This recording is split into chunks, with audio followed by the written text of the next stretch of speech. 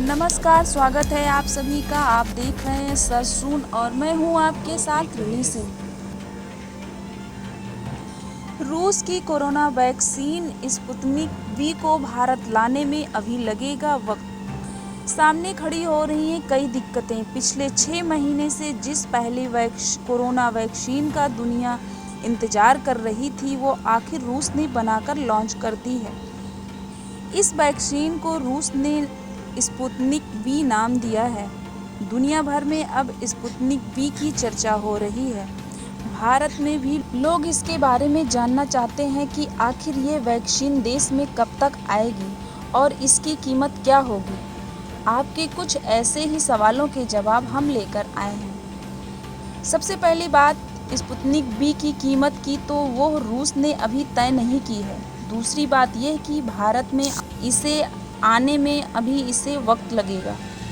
मोटे तौर पर 2 वजह हैं जिनकी वजह से हम ऐसा कर रहे हैं। रूस के मॉस्को गमेलिया इंस्टीट्यूट ने स्पुतनिक वी नाम की ये वैक्सीन बनाई है। लेकिन फिलहाल इसको लेकर ग्लोबल लेवल पर तरह तरह की बातें हो रही हैं।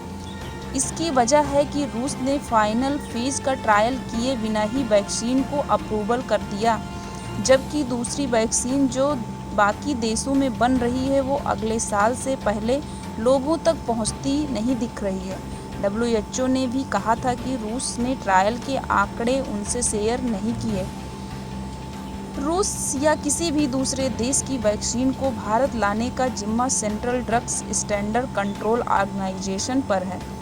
एक बेसिक प्रोसेस ये है, वैक्सीन को भारत के लोगों पर टेस्ट करने के बाद ही लॉन्च किया जा सकता है। ऐसे में CDSCO रूस से कहे कि वो अपनी वैक्सीन स्पुतनिक वी का फेज़ 2 और फेज़ 3 का ट्रायल भारत के लोगों पर करे। ऑक्सफर्ड यूनिवर्सिटी ने जो वैक्सीन बनाई है उसका भी भारत में ऐसा ही ट्रायल होगा, जो अगले हफ्ते शुरू हो सकता है।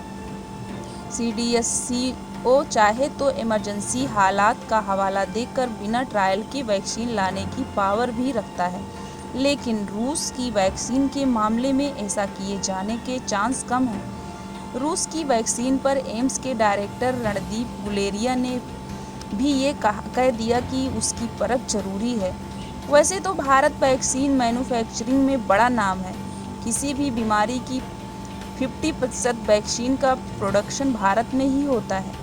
जैसे ऑक्सफर्ड की कोरोना वैक्सीन का प्रोडक्शन का जिम्मा भारत की सीरम कंपनी के पास है। अगर वैक्सीन बना ली तो भारत में ही बनेगी और मिलेगी भी। कंपनी के CEO आदार पूनावाला पहले ही कह चुके हैं कि जितना प्रोडक्शन वो करेंगे उसका 50% सिर्फ भारतीयों के लिए होगा।